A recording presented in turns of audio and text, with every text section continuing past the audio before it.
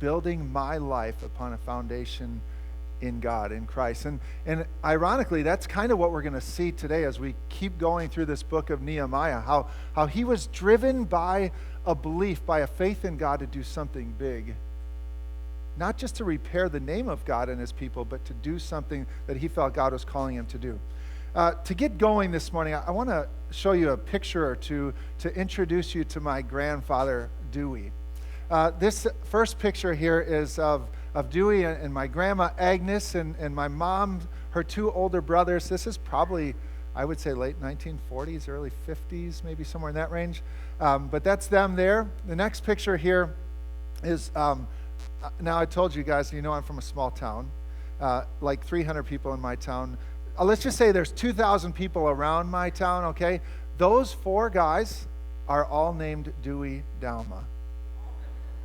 They're actually all, I think, first cousins. They're all named after their grandpa. They all kind of went by Dewey R, Dewey A, Dewey H, etc. Dalma, they got each other's mail all the time, as you can imagine, but kind of an interesting thing. So here's kind of the tough part about my grandpa Dewey. He died in the spring of 1974. I was born in 1975, so you're smart enough to gather that I've never met my grandpa, and he never saw me or anything. He never held me in his arms, etc. I never met him. So over the years, I've learned some facts about him. One, that there are three other guys named Dewey Dalma in the local area there.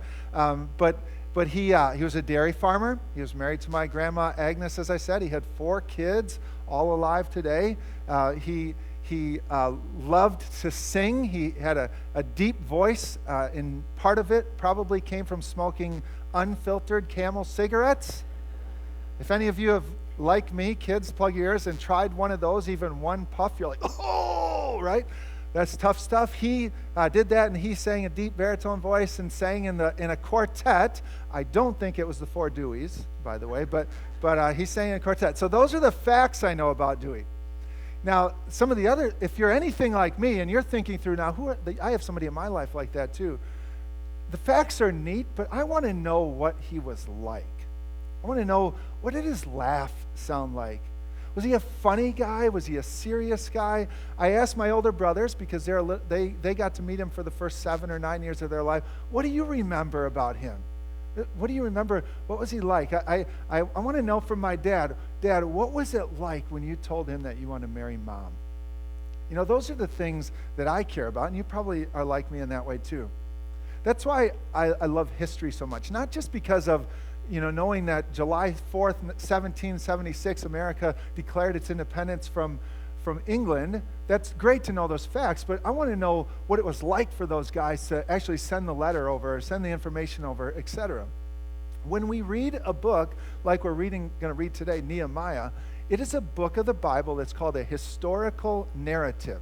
It's a history book told from a story. The story, essentially the autobiography or the biography of Nehemiah's life, telling us, even today, what Nehemiah was like, what it was like to live there in the time of being off in a distant land away from their chosen city of Jerusalem and chosen area of Israel.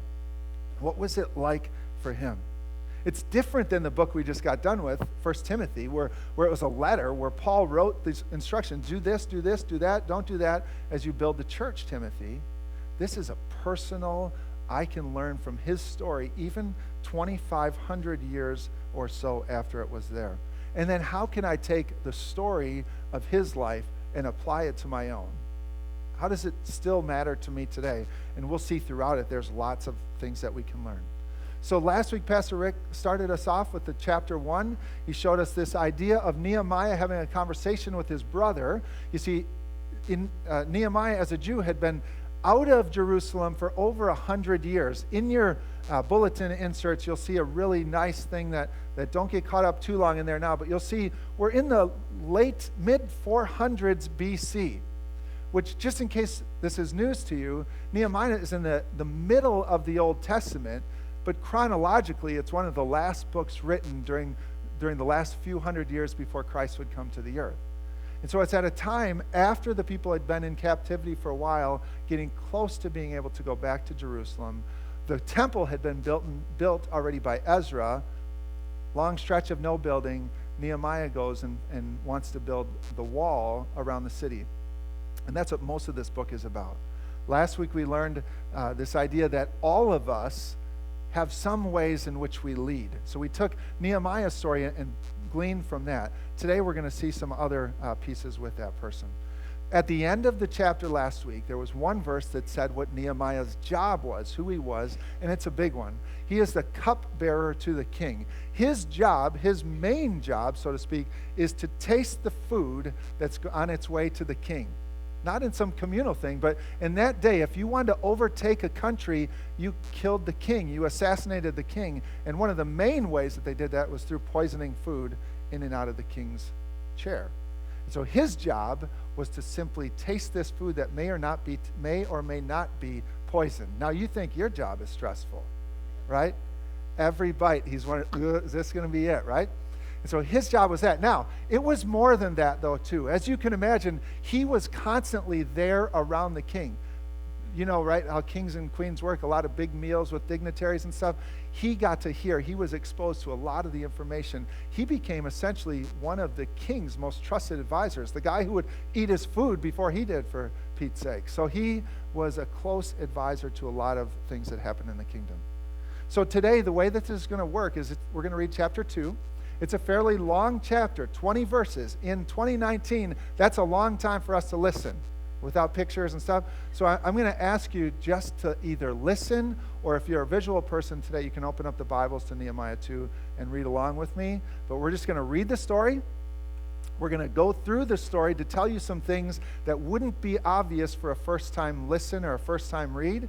And then we're going to take a few points that we can apply to our own lives. So Nehemiah chapter 2. In the month of Nisan, in the 20th year of King Artaxerxes, when wine was brought for him, I took the wine and gave it to the king. I had not been sad in his presence before, so the king asked me, "Why does your face look so sad when you're not ill? This can be nothing but sadness of heart." I was very much afraid, but I said to the king, "May the king live forever.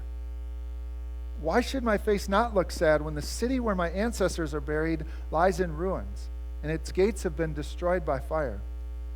The king said to me, "What is it you want?"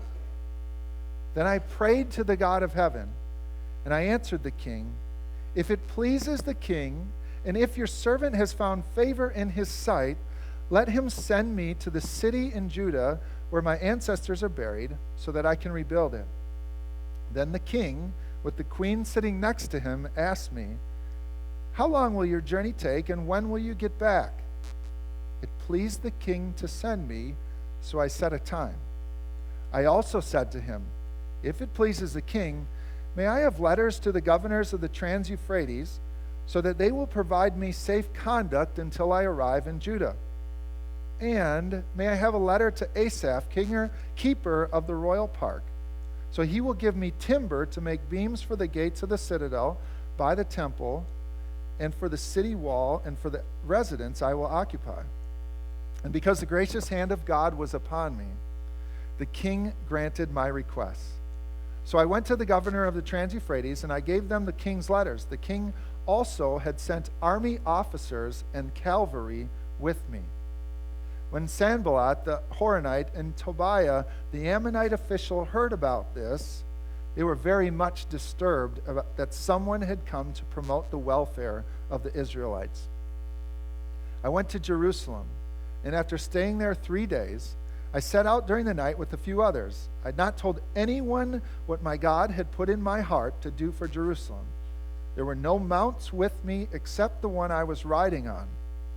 By night I went out through the valley gate towards the Jackal Wall and the Dung Gate, examining the walls of Jerusalem, which had been broken down, and its gates, which had been destroyed by fire. Then I moved on towards the Fountain Gate and the King's Pool, but there was not enough room for my mount to get through. So I went up the valley by night, examining the wall. Finally, I turned back and re-entered through the valley gate.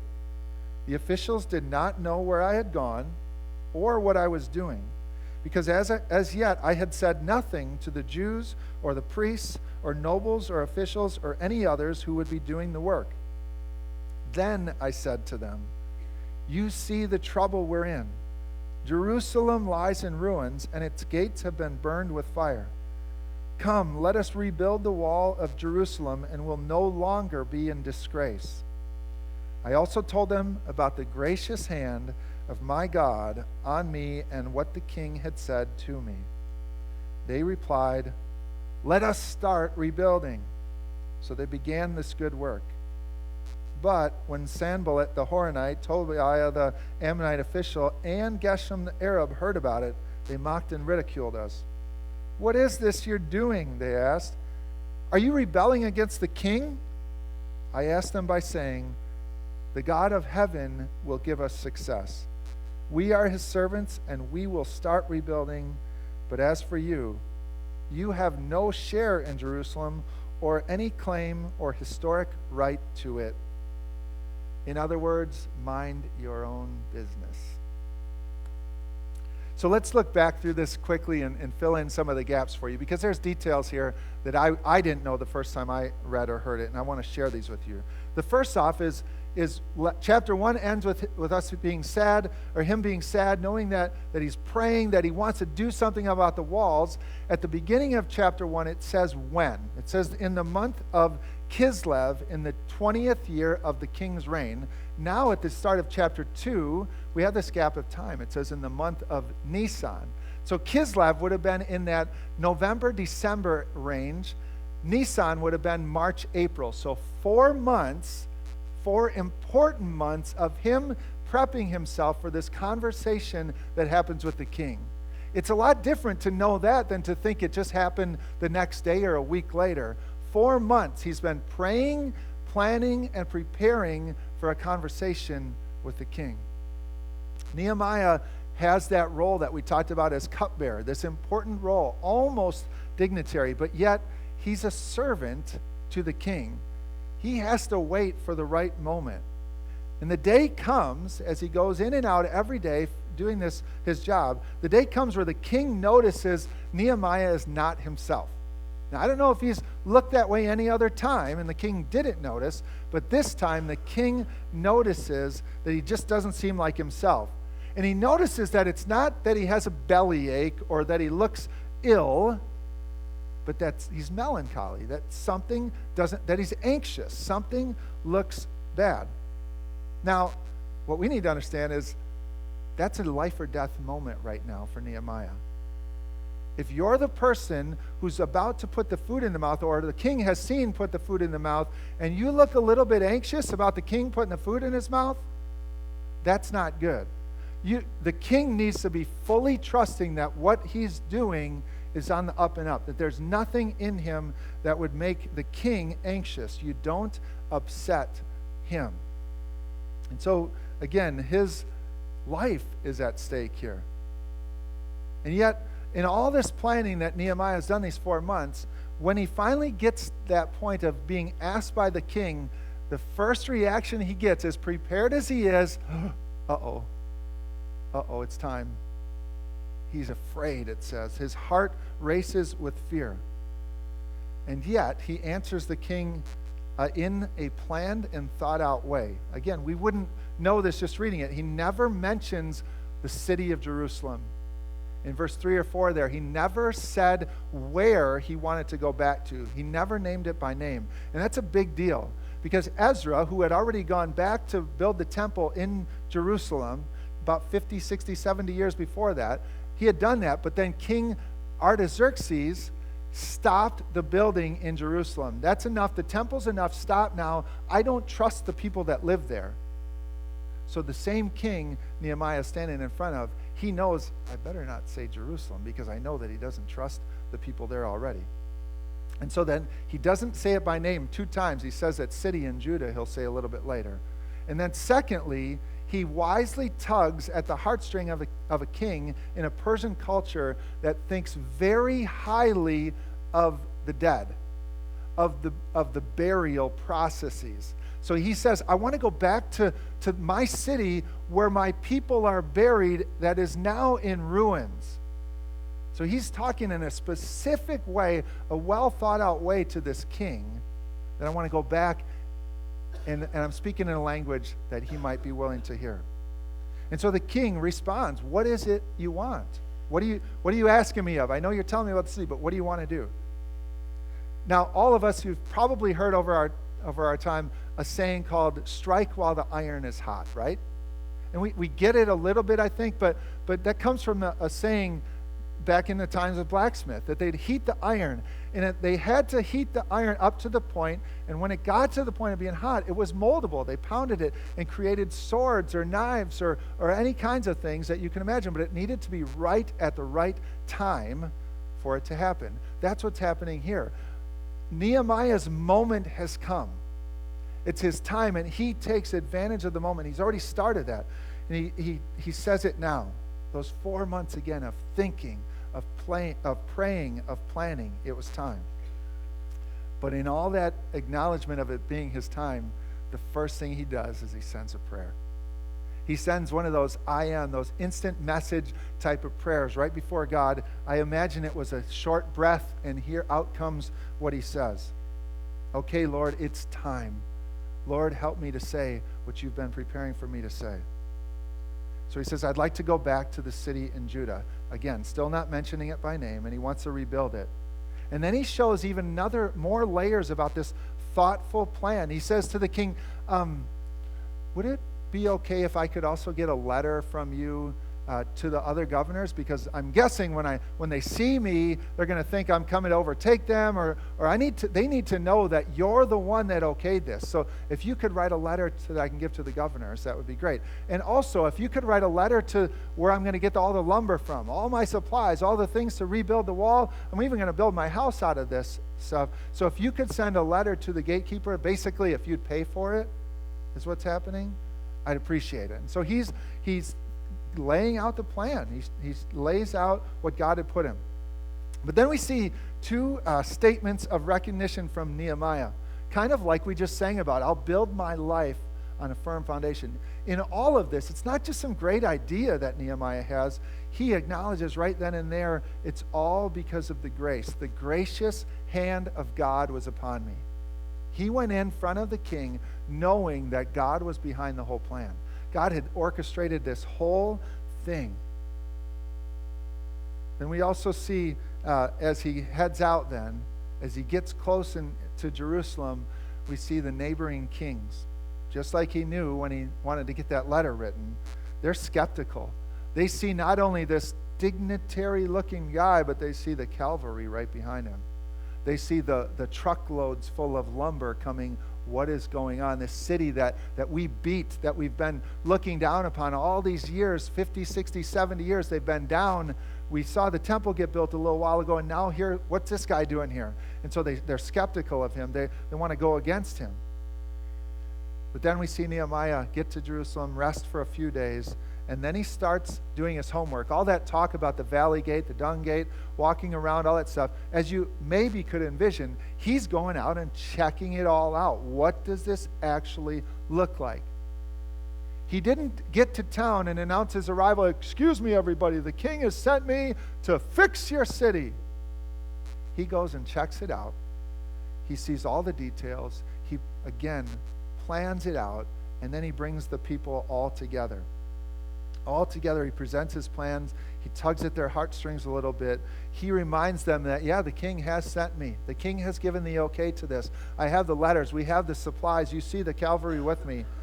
But again, more importantly than the king being on our side, God is on our side, he says. And the people respond just like they did after Mel Gibson in the Braveheart speech. Let's do this. We can do this. And so Nehemiah's autobiography, what we're seeing as we hear the story of it played out, it's awesome and it's inspiring. He demonstrates what leadership looks like. We can take this then from his account, from this story, and apply it to our own lives. Whether we're the CEO of a company or a parent or an uncle or a youth group leader or just training the new person at work tomorrow. We all have opportunities to lead. And so what can we take to our lives in 2019? And the first one is this. don't be afraid to dream big. Don't be afraid to dream big. He recognized what had happened to his ancient city. He heard about it. He was devastated about it, but he didn't just sit there and not do anything about it. He acted upon his heartbreak, but he didn't rush into it.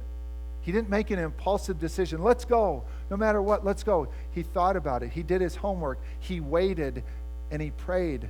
And as he prayed, as he did that, he likely became more and more and more and more convinced that this was not some harebrained idea, but that this was the work of God specifically planned out through him.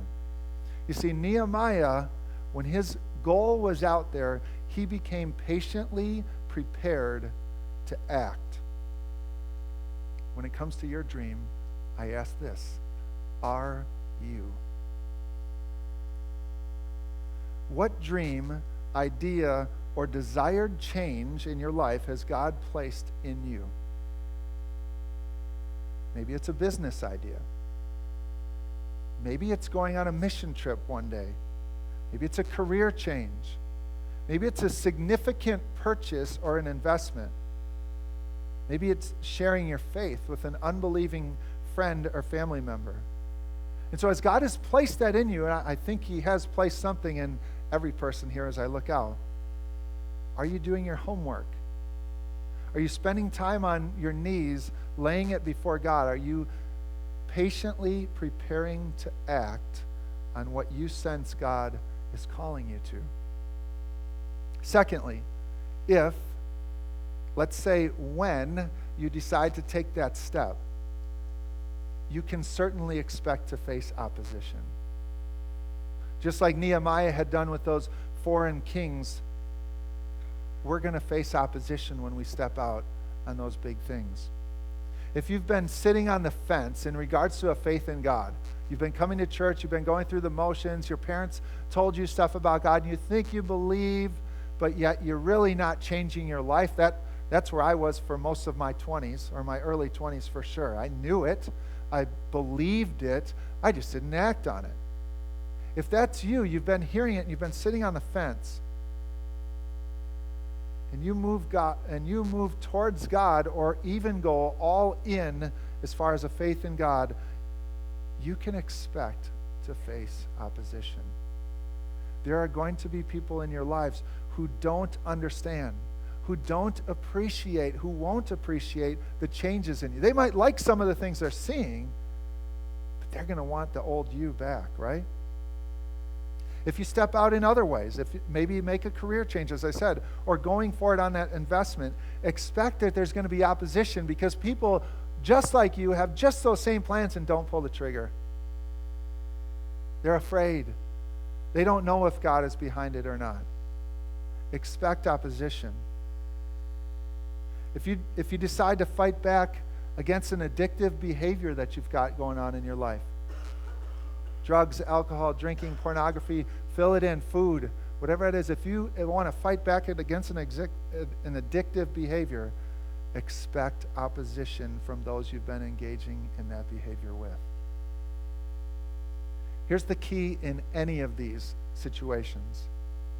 If God is behind the change, or as we say in Christian circles, if that goal that he's placed in you is God's will for your life, then you can step forward in confidence, knowing that even though along the way you'll have fear, just like Nehemiah did, you can step forward in confidence. And the final point that I'd make is that prayer binds a person to God. When I personally don't sense God's closeness, I'm certain it is because I'm not making time to speak to him through prayer. We see one little prayer in this whole chapter 2. This instant message right before the words are going to come out of his mouth to speak before the king. And we've all done that, right? You've done that. You've done it in an emergency. You've done it in a situation before the math test students. You might send out that quick prayer. I didn't study enough. God, help me with this test. You might have done it before you go away on a road trip on an icy packed road. You might do it before your annual review at work. And it makes sense to do those I am type of prayers in those situations, and I'd say go for it. But I think that the prayer that Nehemiah has, the effectiveness of this quick prayer, is because he's had 4 months. He's had a lifetime, probably 4 months, though specifically, of prayer-filled patience, waiting for the right time. And that time had connected him to God, and it gave him confidence in knowing it was time to act. God was with him, and God would give him the words to say right as he needed them. And so as Rick said last week, as I said already today, we all have situations in which we will lead, which we will be there alongside other people. Maybe it's at work. Maybe it's on a team that you're on in school. Maybe it's in our homes. Nehemiah knew how to lead. As we see in chapter 2, Nehemiah knew when to lead. Will you? Let's pray. Stand with me if you would.